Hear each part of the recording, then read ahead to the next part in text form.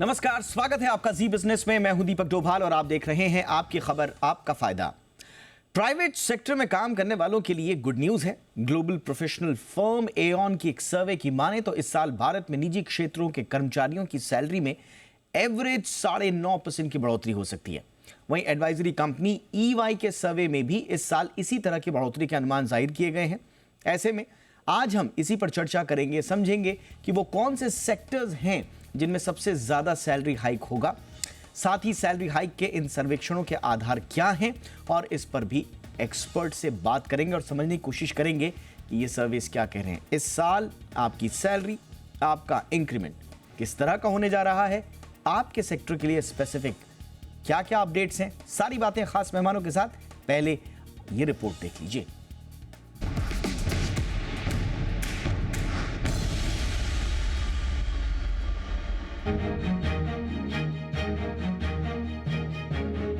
निजी क्षेत्रों में काम कर रहे कर्मचारियों के लिए सैलरी हाइक को लेकर एक अच्छी खबर है। ग्लोबल प्रोफेशनल फर्म एऑन के एक सर्वे के मुताबिक भारत में कर्मचारियों की सैलरी में एवरेज 9.5% की बढ़ोतरी हो सकती है। जियोपॉलिटिकल उथल-पुथल और हाल के दिनों में नौकरियों में हुई छटनी के बावजूद सैलरी में करीब डबल डिजिट की ग्रोथ अच्छे संकेत दे रही है। ये सर्वे देश के 45 सेक्टर के 1400 से अधिक कंपनियों के डाटा पर आधारित है। एडवाइजरी कंपनी ईवाई के सर्वे में भी प्राइवेट सेक्टर में सैलरी हाइक को लेकर कुछ इस तरह के ही आंकड़े सामने आए हैं। ईवाई के मुताबिक इस साल सैलरी हाइक में एवरेज दर 9.6% रहने की उम्मीद है, जबकि कॉर्न फेरी इंडिया कंपनसेशन सर्वे के मुताबिक ये आंकड़ा और उत्साहजनक है, यानी सैलरी बढ़ोतरी की दर इस साल 9.8% रह सकती है। कुल मिलाकर 10% के आसपास की सैलरी बढ़ने की उम्मीद की जा सकती है। एऑन की माने तो इस साल 4 में से 3 कंपनियां 9% से ज्यादा की बढ़ोतरी कर सकती हैं। वहीं 10.1% सैलरी हाइक की उम्मीद के साथ मैन्युफैक्चरिंग सेक्टर सबसे आगे रहेगा। इसके बाद 9.5% के साथ प्रोडक्ट्स कंपनी और 8.25% के साथ सर्विस कंपनी सैलरी हाइक दे सकती है। वहीं कॉर्न फेरी इंडिया के सर्वे के मुताबिक इस साल financial services, global capability centres and products companies, chemicals, industrial goods और रिटेल इंडस्ट्रीज में सबसे ज्यादा 10% सैलरी हाइक हो सकती है। वहीं ऑटोमोटिव सेक्टर में 9.7%, कंस्ट्रक्शन एवं बिल्डिंग मटेरियल में 9.6%, life sciences and health care में 9.5% की सैलरी इंक्रीमेंट हो सकती है। एऑन के सर्वे में संकेत मिलते हैं कि भारतीय स्टार्टअप कंपनियां देश के विकास के साथ कदमताल करने को तैयार हैं। यही वजह है कि नई स्टार्टअप कंपनियां भी पुरानी आईटी कंपनियों की तुलना में बेहतर सैलरी हाइक कर सकती हैं। एऑन का ये सर्वे इसलिए भी अहम है क्योंकि दूसरे एशियाई देशों के मुकाबले भारत में सबसे ज्यादा सैलरी हाइक की उम्मीद जताई गई है। इसके बाद 7.3% सैलरी हाइक के साथ बांग्लादेश और 6.5% सैलरी हाइक के साथ इंडोनेशिया का नंबर है। एऑन के सर्वे से एक और बात साफ हुई है कि लोगों की नौकरियों में स्थिरता आई है। सर्वे के मुताबिक 2022 में नौकरी छोड़ने की दर जहां 21.5% के करीब थी, वहीं पिछले साल यानी 2023 में नौकरी छोड़ने वालों की संख्या में गिरावट आई और ये गिरकर 19% पर आ गई। ऐसे में कहा जा सकता है कि घरेलू कंपनियों की ग्रोथ की कहानी भारत के विकास की बयार में अपना योगदान देने को तैयार है। ब्यूरो रिपोर्ट, जी मीडिया। बहुत ही खास मेहमानों का पैनल आज हमारे साथ जुड़ रहा है। हम स्वागत करना चाहेंगे सुनील अलग सर का, जो कि एमडी हैं एसके एडवाइजर्स के और देश की अर्थव्यवस्था पर गहरी पकड़ रखते हैं। बहुत बहुत स्वागत है सुनील सर आपका हमारे शो पर। हमारे साथ हैं ऋतुपर्णा चक्रवर्ती, को फाउंडर हैं टीम लीज की। ऋतुपर्णा, बहुत बहुत स्वागत है आपका मैम। और हमारे साथ हैं प्रांशु उपाध्याय, रीजनल डायरेक्टर हैं माइकल पेज इंडिया के। प्रांशु, आपका भी बहुत बहुत स्वागत है। मैं सुनील अलग सर आपसे चर्चा की शुरुआत करना चाहूँगा। और 3 सर्वेज हैं हमारे पास और तीनों ठीक ठाक एक हेल्दी इंक्रीमेंट की ओर इशारा कर रहे हैं। 9.5 का प्रोजेक्शन एऑन का, ईवाई का 9.6 का और 9.8 का कॉर्न फेरी का। अगर आप देखेंगे इसमें से मैं लास्ट ईयर से अगर कंपैरिजन करूं तो ईवाई का तो लगभग उतना ही प्रोजेक्टेड है, लेकिन अगर आप एऑन का देखेंगे तो 2024-23 की तुलना में इस बार थोड़ा सा बेहतर ये बता रहे हैं। ये डेटा जॉब मार्केट के किस स्थिति को दर्शा रहे हैं सर, आपका एनालिसिस? देखिए, मेरा एनालिसिस बड़ा डिफरेंट है क्योंकि मैं परसेंटेजेस के हिसाब से कभी भी नहीं कंपेयर करता हूं। ओके। देखिए, आप एब्सोल्यूट सम्स देखिए ना, जितने वाइट कॉलर कंपनीज हैं उन्होंने प्रॉफिट बढ़ाया है bye AI and all coming in, and उस वक्त कितने लोग कम किए हैं. द मेन थिंग इज कि एम्प्लॉयमेंट अगर ज़्यादा हुई है तो उस वक्त जो बोले 9% 6% जो बचे हुए हैं लोग उनमें ही शेयर करेंगे ना 9% previous of the previous year. जो भी मैं कहता हूं कि देखिए इसमें बड़ा खुशी की बात है कि भाई एम्प्लॉयमेंट वाइट कॉलर में हो रहा है, एम्प्लॉयमेंट इतना इंक्रीज सैलरी में हो रहा है, लेकिन मैं कहता हूं कि देखिए पहले आप कंपेयर करिए ना कि कितने लोग वाइट कॉलर जॉब्स में कम हुए हैं compare to last year. Then you compare with what the growth is, because otherwise it has meaningless, pointless, बिल्कुल जो भी डिस्कशन करोगे कोई मीनिंगलेस है ही नहीं. देखिए आप जो लेबर है ना, you have to divide the labor into skilled labor and unskilled labor. Okay. Unskilled labor जो गवर्नमेंट जो स्पेंड कर रही है ना, वो तो मतलब on ports, on roads, on everything, वो तो बढ़ेगा ही बढ़ेगा, उसके ऊपर तो करेगा ही. अब जो स्किल्ड लेबर है वो मोस्ट कंपनीज ने जितने प्रॉफिट बढ़ाए हैं उन्होंने कम किया है लोगों को, और उसके ऊपर उन्होंने सैलरीज कम ज़्यादा दे दी है. देखिए आप जो ज़रूरत से ज़्यादा, अगर आपका ज़रूरत है तो आप 9% से ज़्यादा 20% तक भी अपनी सैलरी ले सकते हैं, लेकिन क्योंकि वो नहीं चाहते कि आप कंपनी को छोड़ के कहीं और जाएं. जो एवरेज है, एवरेज परसेंट वो 9.6% आप लीजिए. तो देखिए मैं जो कह रहा हूँ ना कि 1-2 साल लगेंगे एआई का, जो भी कंपनीज जो एआई के ऊपर डिपेंड कर रहे हैं वो बढ़ाएंगे अपने सैलरीज, क्योंकि एआई के ऊपर जो भी डिपेंड कर रहे हैं वो तो होगा ही होगा, लेकिन जो नहीं कर रहे हैं ना वो निकालेंगे लोगों को. बट सर ये दोनों रिपोर्ट्स, इनफैक्ट तीनों रिपोर्ट्स इस बात की ओर सजेस्ट कर रही हैं कि आपके एट्रिशन रेट्स जो हैं वो पिछले साल की तुलना में कम हुए हैं. आप ये कहना चाह रहे हैं कि जो वाइट कॉलर जॉब्स हैं उनमें सिर्फ एट्रिशन कम हुआ है, जबकि जो ब्लू कॉलर्ड हैं और जो अनऑर्गेनाइज्ड हैं वहां पर ज्यादा लोगों को निकाला गया है? नहीं, आप ब्लू कॉलर का जितना देख रहे हैं ना, ब्लू कॉलर तो मैं बढ़ापे में आया हूं. Okay. बढ़ापन में, और जो व्हाइट कॉलर है वहां कम हुआ है थोड़ा बहुत, लेकिन टोटल नंबर ऑफ एम्प्लॉयमेंट ज्यादा ही हुआ है ना. जो 9% आप जो कह रहे हैं ना, ब्लू कॉलर थोड़ी आपने इंक्लूड किया उस पे. आप जो सैलरी जो इंक्रीज आ रही है तीनों कंपनीज ने किया, सिर्फ व्हाइट कॉलर पे किया है, उन्होंने ब्लू कॉलर छोड़ दिया है.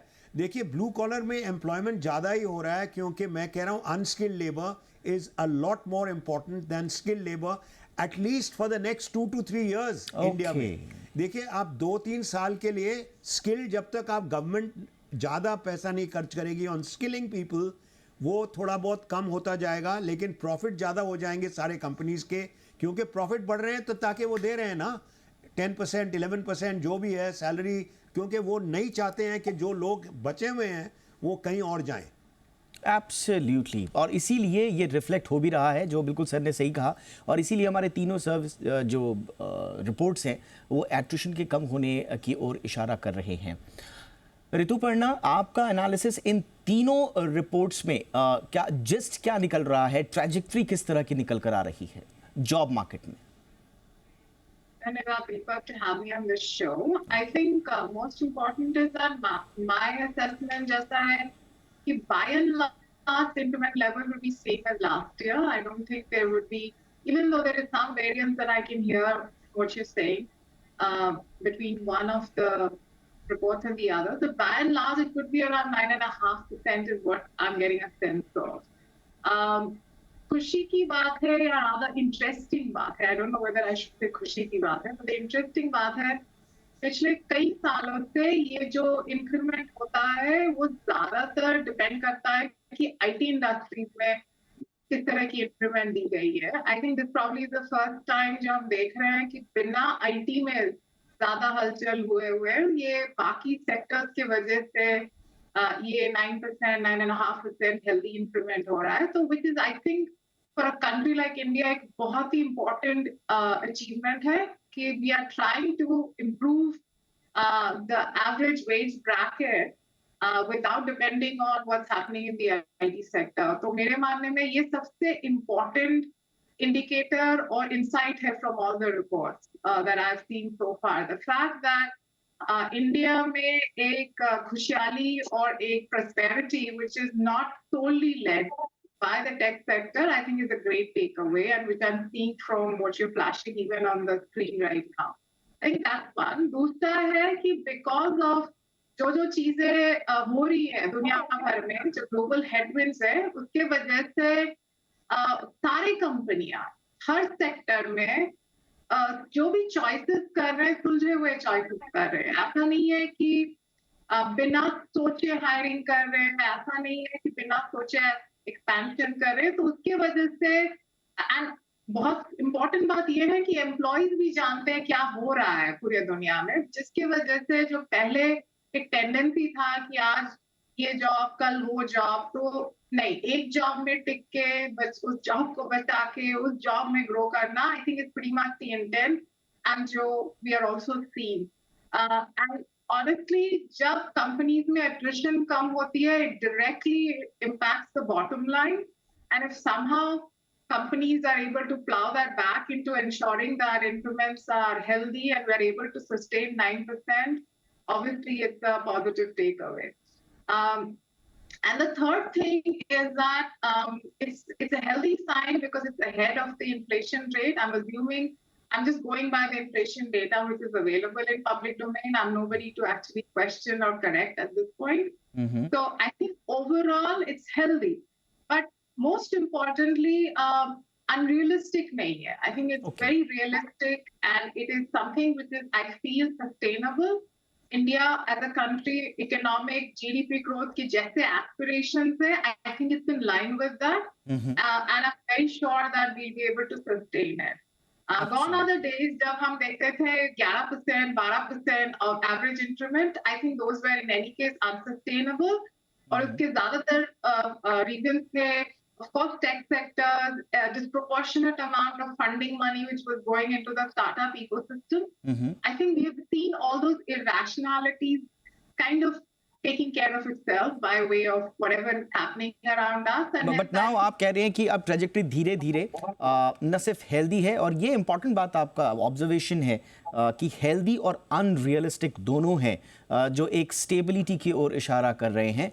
मैं प्रांशु के पास चलूंगा, और जिसका अलग सर ने शुरुआत में जिक्र किया वो बहुत इंपॉर्टेंट है समझना, और इसको भी आप बाइफिकेट करेंगे, जिसको कहा जाता है प्रांशु, जो सुपर नीश स्किल्स जिन्हें कहा जाता है, artificial intelligence, machine learning, blockchain technology, ये these are very highly sought after jobs और जो रोल्स हैं यहाँ पर बड़ा एक कमांडिंग रेंज हमें दिख रहा है. अगर मैं थोड़ा सा एऑन की सर्वे को देखूं 30 to 50%, तो क्या आने वाले टाइम में इस साल भी इसी तरह की जो सुपर नीश स्किल्स हैं उन्हीं का ही बोलबाला रहेगा जॉब मार्केट में? Thank you Deepak ji.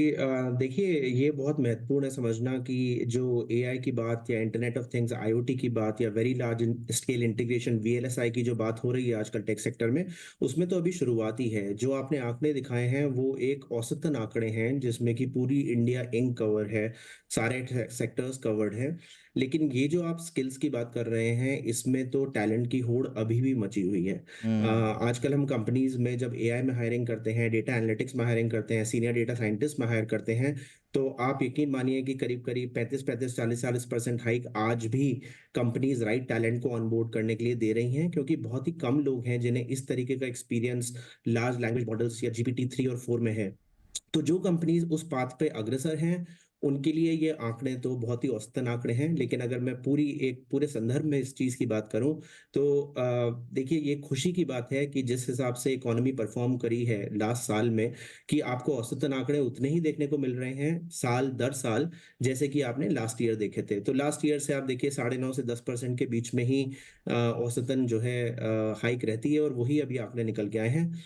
Technology में services as a industry, technology में जो कि आईटी कंपनीज हैं, विप्रो, इन्फोसिस, टीसीएस, इस टाइप की जो कंपनीज हैं, उसमें देखिए आप किसी तरीके का देख सकते हैं स्लो डाउन. बट जो न्यू एज टेक है, जो एआई इंटीग्रेटेड टेक है, जो कि फॉरवर्ड लुकिंग टेक है, जो कि कटिंग एज टेक है, उसमें आप देखेंगे कि टैलेंट की डिमांड भी काफी हाई है और एवरेज इंक्रीमेंट्स भी काफी अच्छे हो रहे हैं.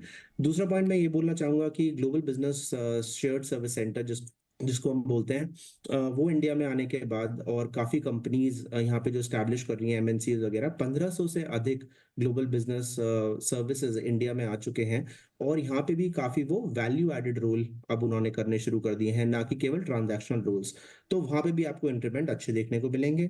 मैन्युफैक्चरिंग तीसरा पॉइंट, वो तो अग्रसर है ही, मैन्युफैक्चरिंग पे काफ़ी ज़्यादा फ़ोकस है और अच्छी बात है कि अब की बार के जो आंकड़े हैं वो मैन्युफैक्चरिंग लेड ग्रोथ है इकोनॉमी की। तो ओके। मेरे ख्याल से ये एक पॉजिटिव मोमेंटम है लास्ट 2 क्वार्टर्स से, जो कि कल्मिनेट हो रहा है अभी की अप्रेज़ल साइकिल में, जो कि अब होने वाली है Q4 में हमारी।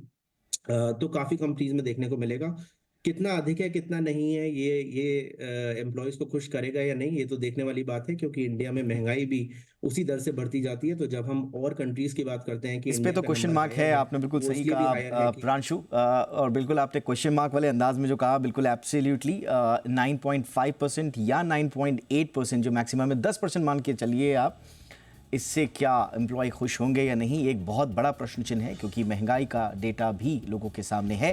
बट क्योंकि अलग सर ने एक बड़ी बहुत ही दिलचस्प एक मोड़ दिया है इस चर्चा को, थोड़ा सा मैं एक ब्रेक के बाद इस पर और चर्चा करूंगा। छोटा सा ब्रेक के लिए रुकते हैं और ब्रेक के उस पार हम white collar, blue collar, unorganised और ऑर्गेनाइज्ड सेक्टर दोनों के एम्प्लॉयमेंट में जो फ्यूचर पर्सपेक्टिव्स निकल कर आ रहे हैं उस पर बात करेंगे खास मेहमानों के साथ।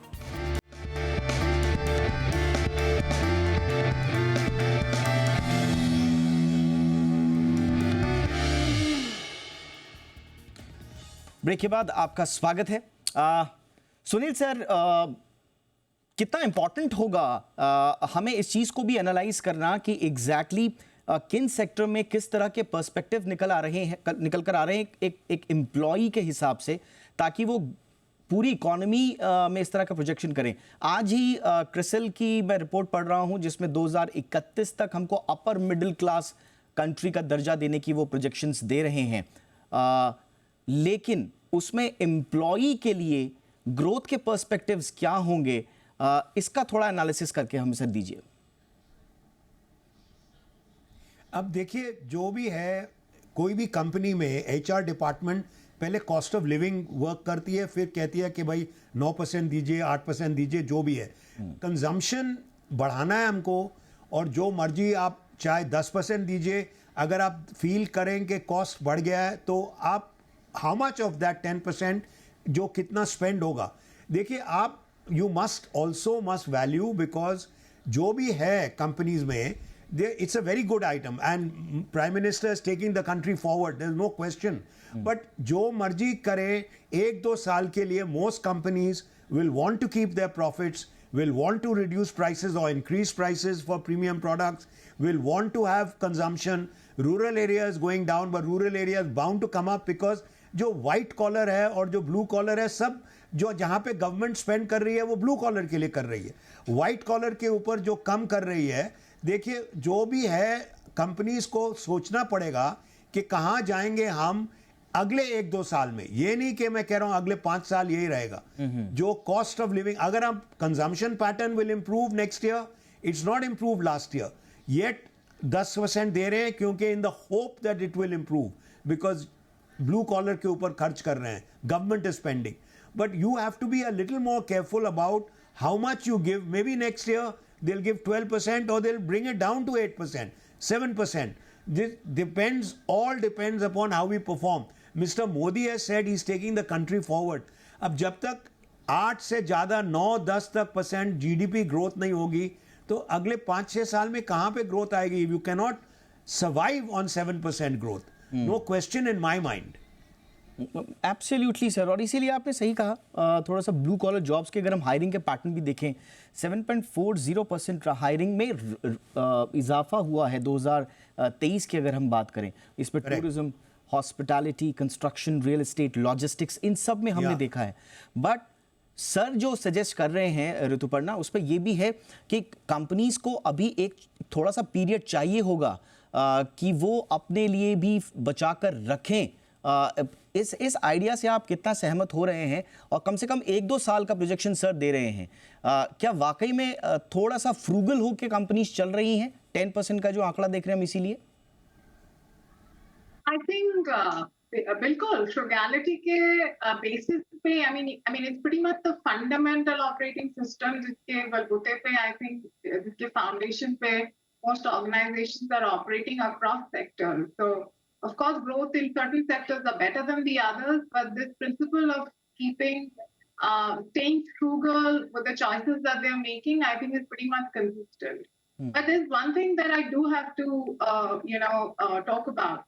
हम व्हाइट कॉलर और ब्लू कॉलर के बारे में बात करते हैं, बट इन दोनों शब्द की कोई ग्लोबल एक्सेप्टेड डेफिनेशन नहीं है। एंड कभी कभी हम अपने हिसाब से एक जॉब को ब्लू कॉलर बना देते हैं और एक जॉब को व्हाइट कॉलर बना देते हैं। And I think it's a little risky to use that reference, but हाँ, of course there is a very clear definition between what is a formal job and what is an informal job. And the fact remains that India may almost 88-90% of the workforce is still in the informal sector, and the balance is in the formal sector. So we all know that formal sector is obviously everyone who's employed, जिनके पास कोई एक appointment letter है, जिनके पास बहुत सारे जो benefits labour laws के अनुसार मिलनी चाहिए वो मिलते हैं, तो उनके पास कोई थोड़ी सी डिग्निटी है। तो ये जो सारा चीज हम बात कर रहे हैं, हम उन्हीं सेक्टर के बारे में बात कर रहे हैं जहाँ की हमें कोई आइडिया नहीं है इनफॉर्मल सेक्टर में इस तरह की वेजेस है, कहाँ पहुंची है, इस तरह की इंप्रूवमेंट है। तो I think it's very important to keep that in mind. हाँ, ऑफ कोर्स बहुत सारे चीजें रिसेंटली हुए हैं जिसके वजह से बहुत सारे इनफॉर्मल जॉब फॉर्मल सेक्टर्स में आ चुके हैं। जो पहले लोग जिनके पास इंसेंटिव था इनफॉर्मली लोग को हायर करने के लिए, वो सारे इंसेंटिव्स कम हो गए, तो वो बट इसलिए देखिए हम इसलिए बात कर रहे हैं। देखिए हम जब ओवरऑल पर्सपेक्टिव में इसलिए बात करना बहुत जरूरी है। आप इनको व्हाइट कॉलर ब्लू कॉलर नाम पे जाएं या फिर फॉर्मल इनफॉर्मल की बात करें, लेकिन आपको जाना जरूर है इसलिए वहां पर, क्योंकि अभी जितना भी टैलेंट पूल जो नया जमा हो रहा है वो इनफॉर्मल में भी हो रहा है। जेन ज़ी टैलेंट को भी इनफॉर्मल सेक्टर में भी वहां पर भी लिया जा रहा है। वहां पर भी लोग चाहते हैं कि हम ऐसे टैलेंट को हायर करें जो, क्योंकि वहां पर भी ऑटोमेशन हो रहा है, वहां पर भी डिजिटल अवेयरनेस आ रही है, तो एक बड़ा सेक्टर वहां जा रहा है। अगर उस पर हम बात नहीं करेंगे तो हमें लगता है कि ओवरऑल एम्प्लॉयमेंट पे हम बात नहीं कर पाएंगे, इसलिए थोड़ा जरूरी था उसको टच करना। एनीवेज, मैं प्रांशु आपके पास बात करना जरूरी है, but effect impact studies different है। That's the reason I thought Yes, absolutely. दोनों का अलग अलग एनालिसिस से इम्पैक्ट असेसमेंट अलग होगा, लेकिन ऐसा ना हो कि हम एक सेक्टर की तो बड़ी गुडी रोजी पिक्चर दिखा रहे हैं और दूसरे सेक्टर को भूल जाएं और फिर हम ये सोचें कि साहब ओवरऑल बहुत कुछ हो रहा है, सब कुछ अच्छा चल रहा है। इसलिए चैलेंजेस पे बात करना बड़ा जरूरी। एनीवेज, मैं फटाफट प्रांशु के पास आ रहा हूँ। प्रांशु, इस साल कौन से सेक्टर्स आप देख रहे हैं जहां पर न सिर्फ अच्छा इंक्रीमेंट है बल्कि एक स्टेबिलिटी भी रहेगी और नए लोग जुड़ना चाहेंगे? जी देखिए, दो तरीके के सेक्टर्स हैं। मैं तो अभी भी टेक्नोलॉजी को अग्रिम ही मानूंगा, जबकि टेक्नोलॉजी में काफ़ी जो माहौल रहा है लास्ट ईयर की अगर हम बात करें तो थोड़ा ठंडा रहा है, लेकिन लास्ट 2 क्वार्टर से जैसा कि मैंने कहा कि मोमेंटम पिकअप हो गया है। बाकी सेक्टर्स में मैन्युफैक्चरिंग और रिटेल ये काफ़ी अग्रसर रहेंगे, क्योंकि मुझे लग रहा है कि कंजम्पशन की जो इंडिया की स्टोरी है, जिसकी वजह से भारत एक आत्मनिर्भरता की तरफ बढ़ पाया है, वो काफ़ी हद तक पिकअप हो रही है। तो ये 2-3 सेक्टर्स हैं जो कि काफी अग्रसर रहेंगे। एक आपने अच्छा पॉइंट बोला था दीपक, ये जिसकी प्रॉफिटेबिलिटी की आपने बात की थी, मैं उस पर भी थोड़ा सा स्ट्रेस देना चाहूंगा कि कैश इन बैंक काफी कंपनीज के लिए इंपॉर्टेंट हो गया है रखना। और जैसा कि कोविड में हमने देखा था कि वो कंपनीज काफी उनको रनवे मिला चलने का, जिनके पास उस पीरियड को निकालने का हौसला और पैसा था बैंक में, तो थोड़ा सा फ्रूगल है India Inc right now. Profitability पे ज्यादा फोकस है। देख रहे हैं कि आगे का 3-4-5 महीने कैसे प्ले आउट होते हैं, और वो काफी एक डेफिनेटिव स्टोरी रहेगी इंडिया की डिफाइन करने के लिए कि हम यहाँ से कहाँ जाते हैं। अच्छे एम्प्लॉयज को आप देखेंगे कि इंक्रीमेंट और प्रमोशंस रिटेन करने के लिए काफी हद तक इन नंबर से बेटर दिए जाएंगे, और ये केवल एक एवरेज आंकड़े हैं जिसकी वजह से आप एक फ्लैट लाइन ग्रोथ आप समझ सकते हैं as compare to last year. मेरे हिसाब से वो नॉर्मलसी की तरफ ही है ग्रोथ, ना ज्यादा है ना कम है। ऑल राइट, तो आज की चर्चा का लबोलबाब यही निकला है कि थोड़ा सा प्रॉफिटेबिलिटी पर कंपनीज फ्रूगल हैं। हम उम्मीद ये करते हैं, देखिए आप फ्रूगल रहिए, नो प्रॉब्लम, बट अगर आपने थोड़े से हाथ टाइट किए हुए हैं तो थोड़ा सा ये मान के चलिए कि जॉब मार्केट की बेहतरी के लिए हों, ना कि थोड़ा सा अपने लिए ज़्यादा रखने की भाव के साथ। तो बेटर फ्यूचर के लिए थोड़ा फ्रूगल भी अगर कंपनीज हो रही हैं तो मुझे लगता है इसमें कोई गलत नहीं, बट देखना होगा कि किस तरह से ट्रैजेक्टरीज आगे रहेंगी। थैंक यू वक्त निकालने के लिए। प्रांशु उपाध्याय बहुत बहुत शुक्रिया, ऋतुपर्णा हमारे साथ जुड़ी उनका भी बहुत बहुत शुक्रिया। सुनील अलग sir, thank you so much sir, वक्त निकाला आपने हमारे दर्शकों के लिए। आपकी खबर आपका फायदा में, इतना ही इजाज़त दीजिए, नमस्कार।